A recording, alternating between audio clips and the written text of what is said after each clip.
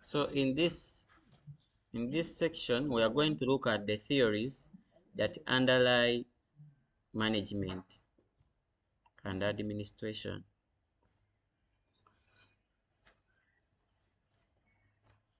Now, in the earlier years before the 1880s, there are theories that were called pre-classical theories. Those existed in the years of the 1600s and 1500s, that focused mainly on seeing that work is free. There is free labor, especially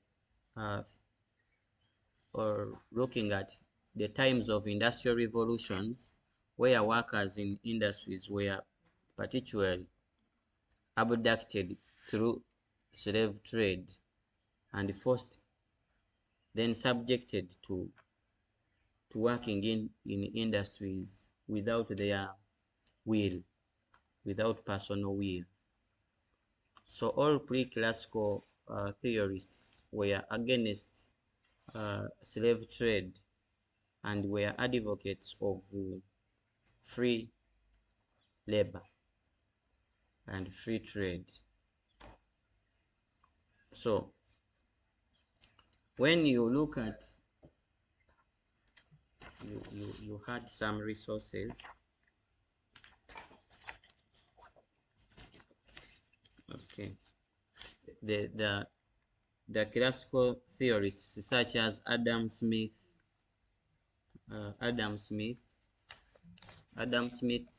proposed, his proposal was in the 700s, and he existed in the times of slave trade, and where he saw that people were subjected to forced labor, worked in these industries and were not benefiting.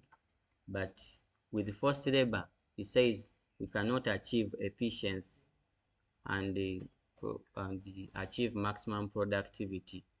So his greatest effort was to make sure that slave trade is abolished and to see that forced labor should not be the alternative for human resource in organizations. That was Adam Smith. You look at Adam Smith's theories. He proposed a theory which we commonly call the free trade theory, that even if we are to handle trading, there should be free trade between even states, that if one wants to sell something in another country, should not have a barrier between states, that people are able to compete by trading everywhere. Actually, that is what is being adopted in the common days as what we call the Africa Continental Free Trade Area. And today we are having the East African Community, where possibly trading between the East African states the barriers are lifted, that you can go and trade or sell any product there in Kenya or Rwanda without much limitations.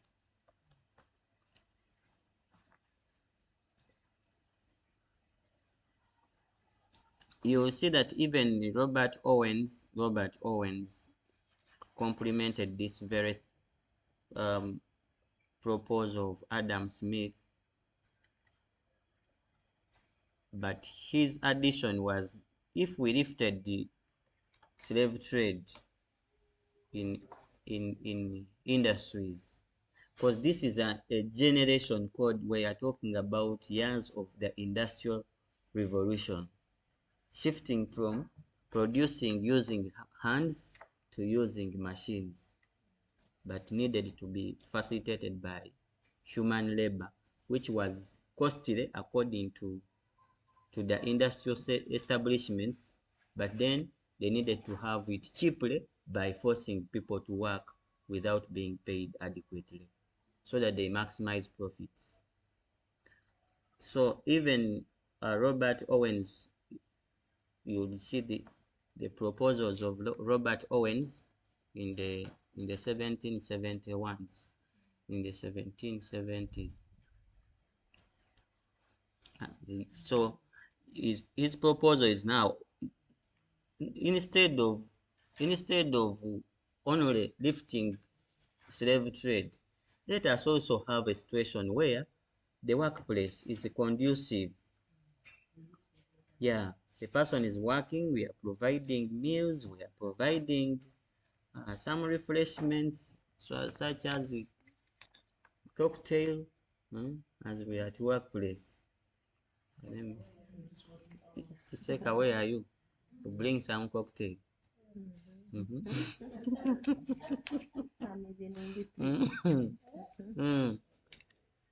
That instead of barking at people as though they are not human beings, let the workplace be a conducive place to work. Now, it is from those times that this gentleman called Frederick Winslow Taylor, not here we are looking at thoughts that govern administration, because this lesson and this unit is prepared to make sure that administrators get the perspectives of administering and managing people in institutions, even resources. That with these theories, you can use one theory or the other to come up with the outstanding results. So it was in those times that Frederick Winslow Taylor was operating as an engineer.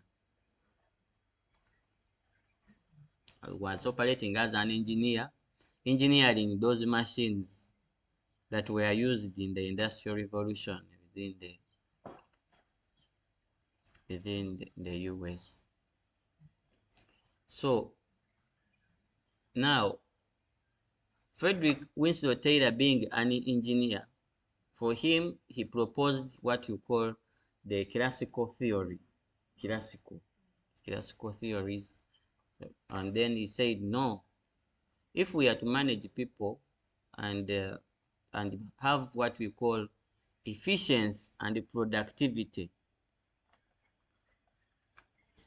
because the driving forces of classical theories within which Frederick Winslow Taylor falls. But the theory proposed by Frederick Winslow Taylor is named the scientific management theory.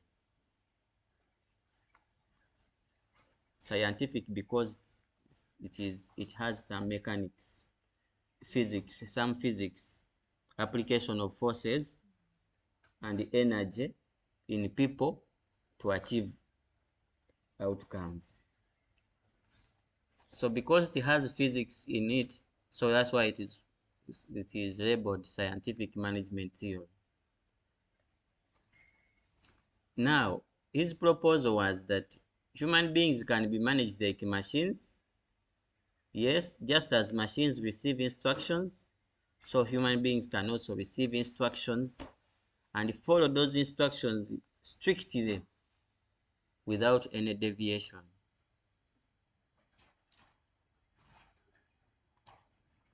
So for that, to maintain therefore these scientific management theories maintain their sole focus on productivity of workers through achieving maximum efficiency. Do things very fast. We want to see results. We want to see outcomes. If you don't output much, we are not productive, so we are drawn into losses.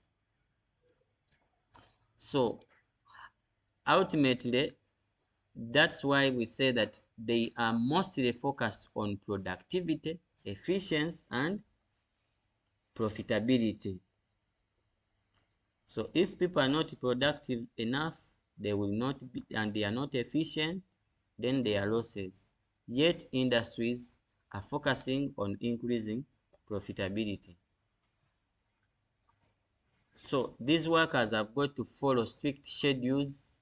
These schedules in the morning, this is what you're expected to do. This is what we expect to see. You must have attained, and the afternoon, and the cycle which they call shifts, production shifts runs. It is evening, you're expected to accomplish those tasks. So these workers have got to follow these strict schedules and targets mechanically. Whether you want or not, they should be followed, and the targets must be achieved. That's what we call strict targets to hit. Why? Because workers are viewed by scientific management theorists as machines, that if you switch on a machine, does not refuse that this is not my time, I'm sick or what. And if it refuses, someone fixes it and it runs. It does not get tired easily. So if you put rules and regulations to guide people's productivity, scientific management theorists think that's the best way you can achieve results.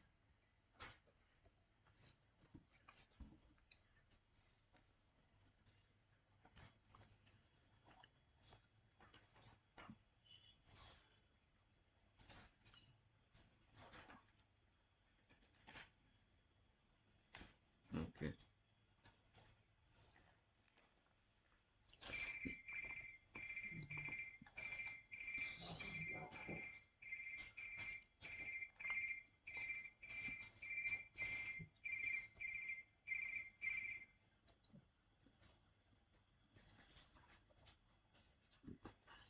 Now, when the scientific management theory, such as Frederick Winslow Taylor,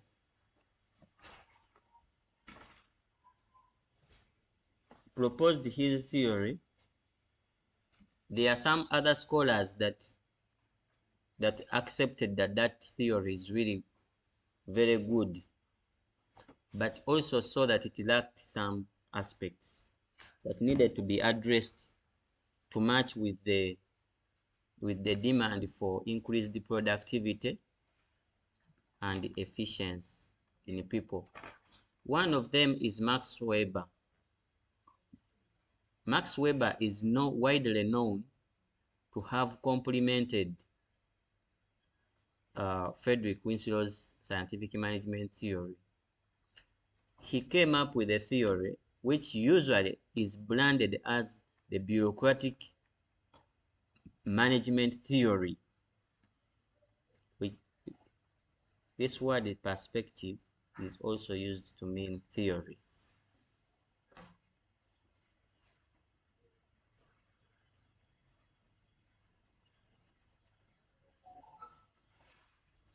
Which Max Weber now it was also in agreement with the gentleman called Goritz. I saw you with Goritz somewhere.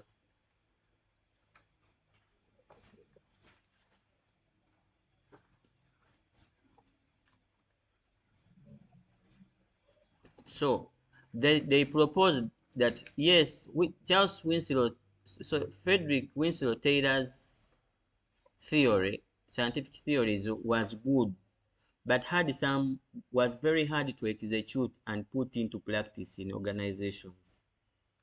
For example, that trying to follow up everybody to see that everybody is following the targets and following the schedules, and you are a leader, was very complicated if organizations didn't have a structure to follow, what we call the organizational structure.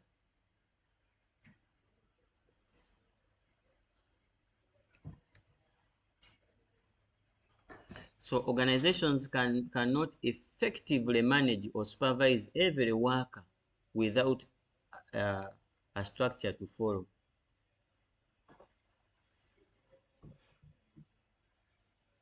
If the manager or administrator attempts to supervise everyone without rules, so this yes, with the rules and authority, but without this organizational structure, you cannot achieve uh, efficiency and productivity within that organization. You will have all the rules, but trying to chase everybody. And the more the organization grows wider, the more it becomes very complicated. So, Max Weber proposes that the organizations have a structure and a hierarchy to follow.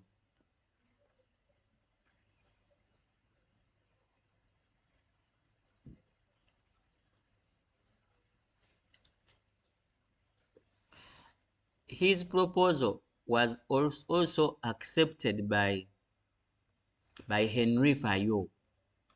You see proposals of Henry Fayot together with Max Weber, contributing what the organizational structure should look like, and then the regulations or the principles that should be followed in constructing it. We shall see that under principles of a bureaucratic system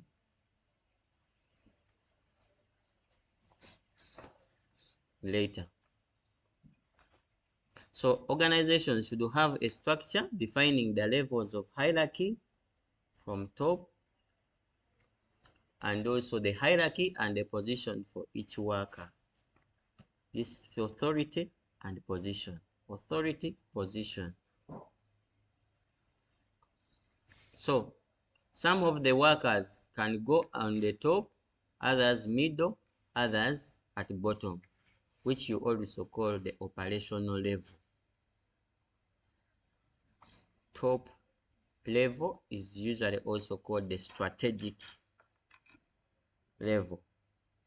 Middle level is also called the supervisory or management level. Then bottom is the operational level. So let workers occupy top, middle, bottom, and then that's where maximum productivity and profitability can be attained.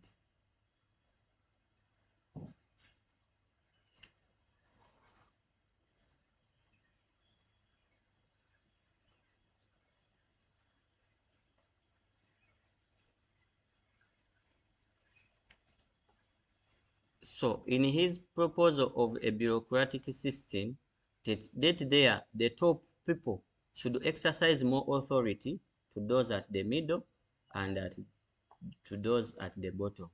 So those in the middle exercise authority to the bottom ones.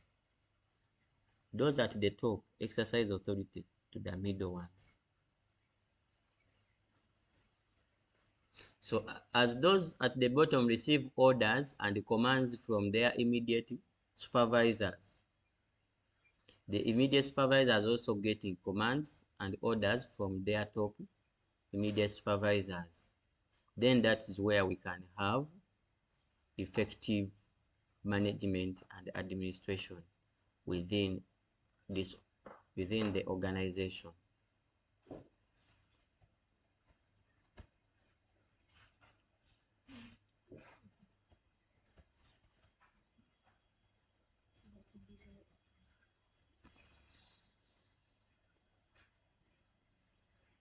Now, excuse me, sir.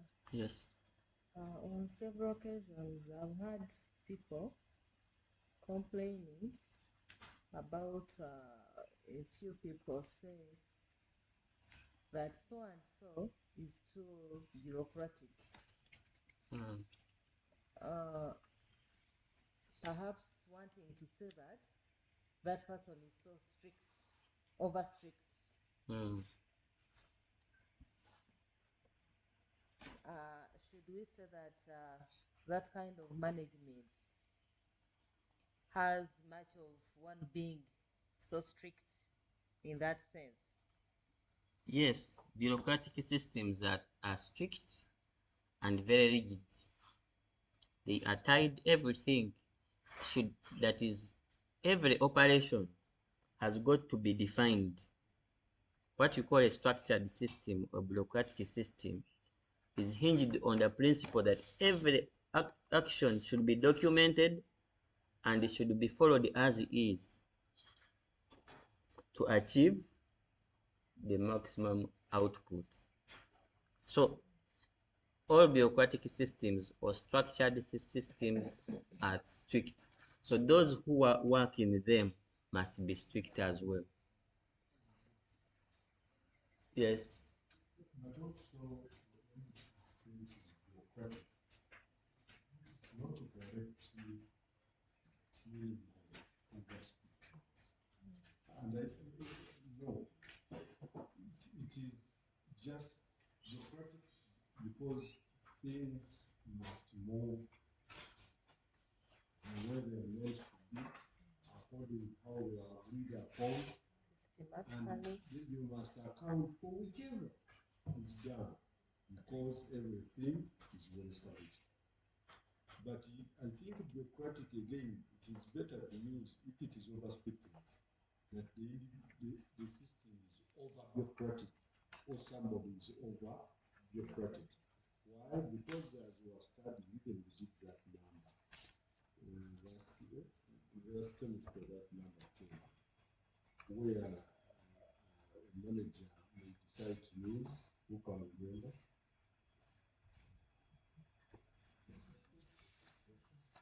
Discussion. So somehow, in a bureaucratic system, there are today, it can't be purely bureaucratic. Then you will see it seem to be over strict.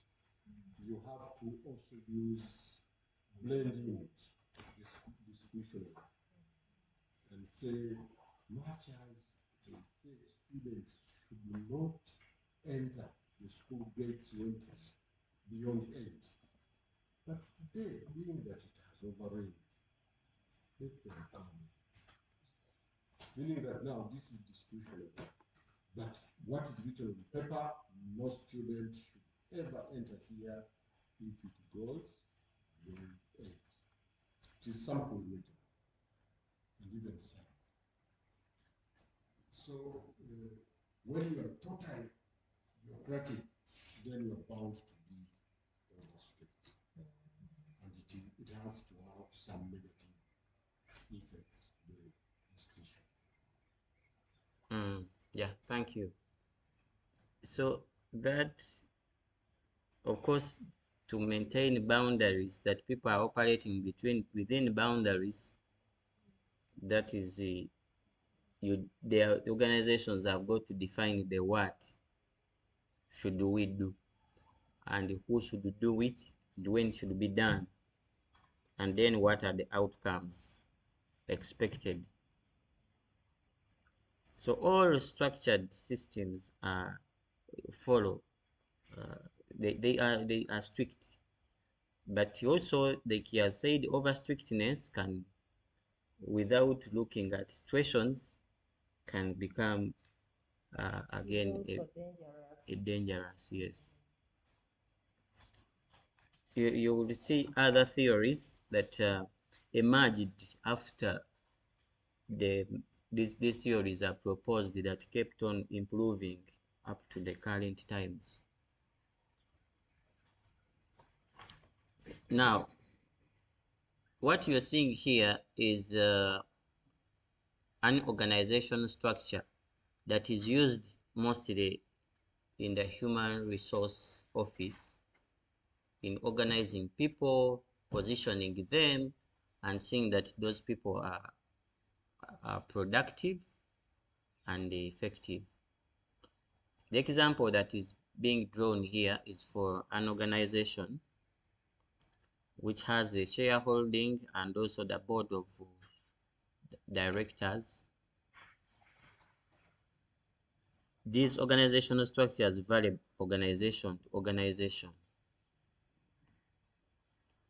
So, but this is a school setup. But this organizational structure is a private setup. This organizational structure looks like this. They have a principal who the head teacher reports to. And the principal, again, there is a board of directors below the principal. So this head teacher in this organization does not report directly to the board of governors. There's a principal between them. Yeah. So Now, excuse me, sir. yes. I'm looking at the shareholders and then below board of directors. In my own thinking, I thought that board of directors do qualify to be the shareholders. Okay. In large organizations, directors cannot be necessarily that they are the shareholders. I will give you an example that the shareholders of MTN are not the directors of it. So they appoint people who should direct the institution. But at the end of the year or periodically, those directors have got to work with the management to come up with the financials to show the shareholders whether they are making profits or not, and give them accountability in what they call shareholders meetings. So the directors are given authority to operate the institution, give it direction to make it profitable. And then afterwards, they give accountability to the shareholders. If these directors are not directing well, the shareholders have authority to appoint and disappoint directors, and appoint those ones that will actually have the strategic plan achieved. Now let's look at the setting of a school. Now, in a school setting, most of the directors in our country, Uganda, are insecure. That's why they are the shareholders as well as the directors.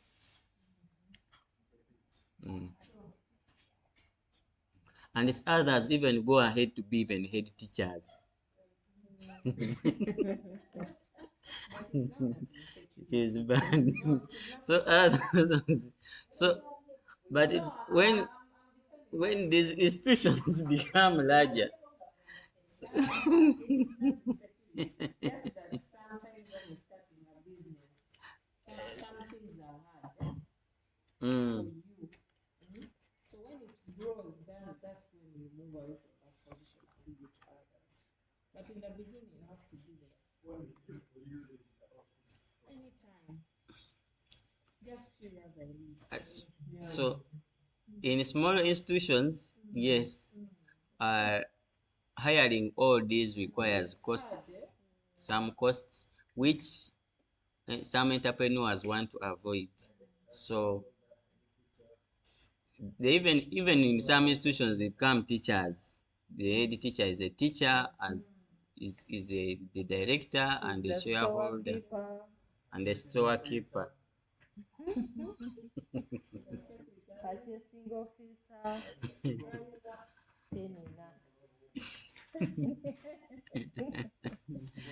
So the organization structure should be accompanied by specific roles played by each person in each position. Here is in each position. So each person here, each office here will have defined roles to be played. There's a position, there are roles to play. Then also those are boundaries that actually the person has got to operate within, which we package and call it authority.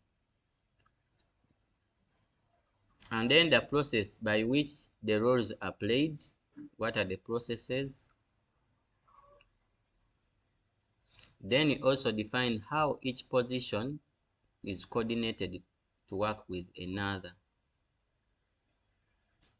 or with others. So this kind of order is what makes a company or called an organization. Otherwise, short of the order, then we have a disorganization, which actually renders the institution as being weak